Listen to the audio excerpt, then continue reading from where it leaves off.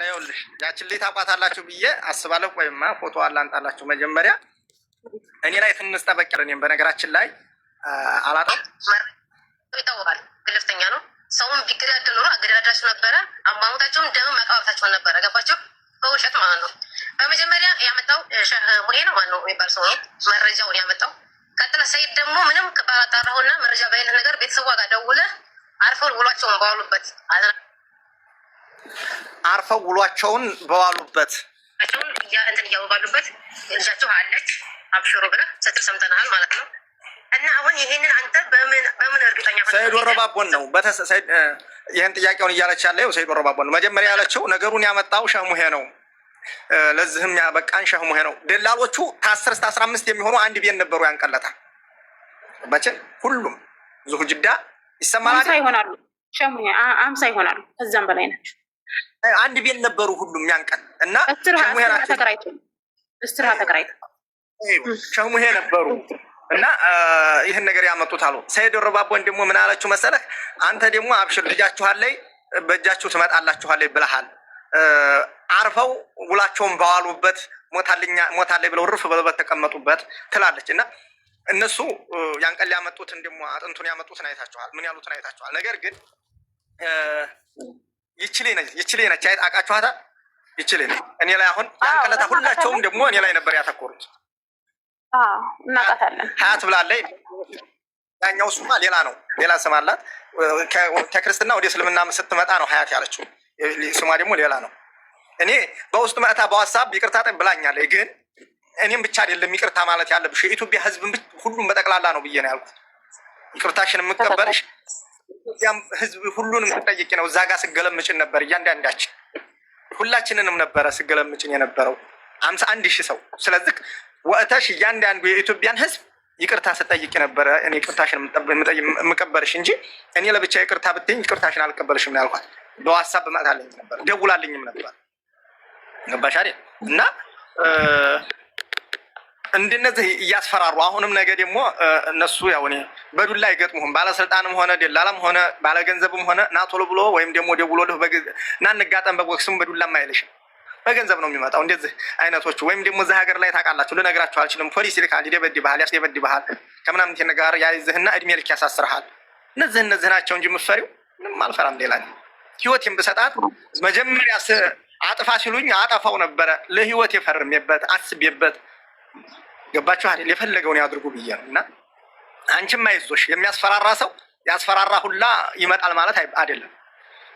ሸሙዬ እኔ እኮ ጎረቤት ነን፣ ሸሙዬ ጎረቤት ነን፣ ከእነሱ ጋር እንተዋወቃለን። እኔን አጥቅቶ እንጀራ መብላት አይቻልም፣ እዛች ሀገር ላይ መጎረቅ አይቻልም።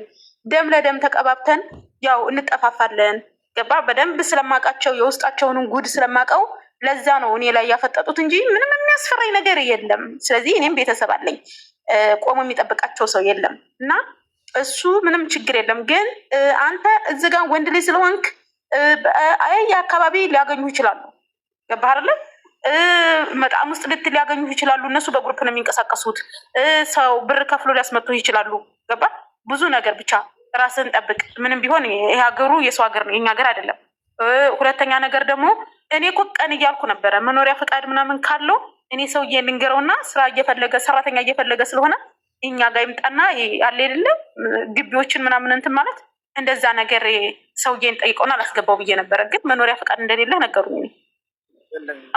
አሁን መኖሪያ ፈቃድ ቢኖርህ እኔ ያለሁበት ጋር ትገባ ነበር። ሰውዬው ደግሞ በጣም መልካም ሰው። ጃይስ አንዴ አውርቼ ልውረድ እኔ።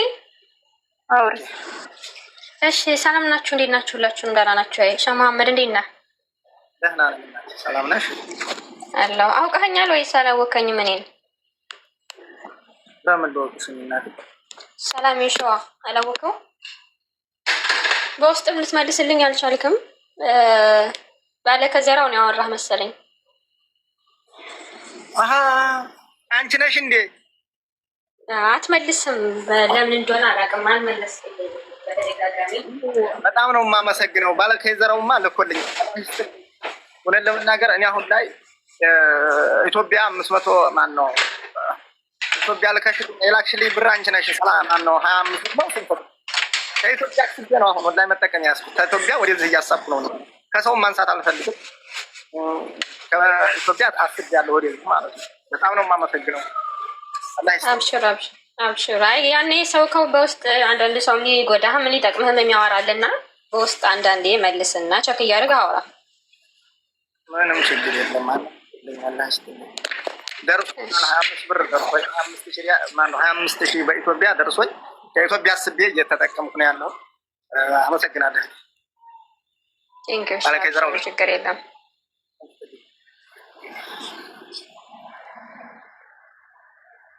ማንንም አልጠይቅም። እዚህ ሰራፋለህ ሸሙዬ? የዚህ ሀገር እዛ ሀገር የለኝም። አሁን እንግዲህ ቅዳሜ አሉ ልጆች ሰየው ፋኖን ታወቅሽው። እስቲ ቆይ የእሱን አካውንት ደግሞ እሱ ደግሞ ፎሎ እንዲያደርገው ሰው አይፈልግም። በጣም ለሰው ጠቃሚና ሰየው ፋኖን ታውቂዋለሽ አይደል? ማንኛው ሰየው ፋኖ? እስኪ ቆይ ሰየው ፋኖ አውቀዋለሁ። አውቀዋለሁ። እንዲያደርገው አይፈልግም። ማድረግ ያለብን ለማንኛውም ሰው ለችግሩ የሚደርስ ሳውዲ አረቢያ ውስጥ ችግር አሁን ብሩ የሚጠቅመው በዛ ሀገር ብትዝ ነበር የሚጠቅመህ። አሁን እኛ እዚህ ያለን በሪያል ብንሰጥህ ይጠቅመሃል አንተ። በጣም አሁን ኢንሻአላህ እሱ አዘጋጅቻለሁ ብሎኛል። ምንም የማውቀው ነገር የለኝም። ወረቃ ነኝ እኔ የኢትዮጵያውን በቃ ሰራፋ የዚህ ሀገር ሰራፋ እንትን በልልኝና እኔ አሁን ራሱ ብትሰጠኝ አሁን አስገባልሃለሁ። የራሴ በሪያል የሚችል በሪያል በኢትዮጵያ በሪያሉ ይጠቅመዋል። አሁን ከኢትዮጵያ ወደ ዝንዝን ከሚል በሪያሉ ይጠቅመዋል። እሱ ይጠቅመዋል። ግን ያኔ ሰው በሚቀርበው በቃ ያንቡን የሆነ ሰው በሚቀርበው ማይሰጥ ነው እንጂ ለቤተሰብ የሚሰጥ አለኝ። ታልሺ በውስጥ ታጥፋለህ።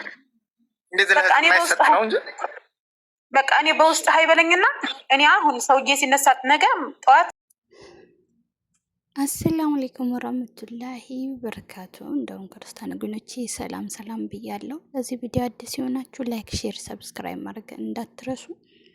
ያው እንግዲህ ስለ ሀና ጉዳይ አሁንም ቢሆን ፍትህ የሚጠይቁ ሰዎችን ለማስያዝ በጣም እየጣሩ ነው ያሉት።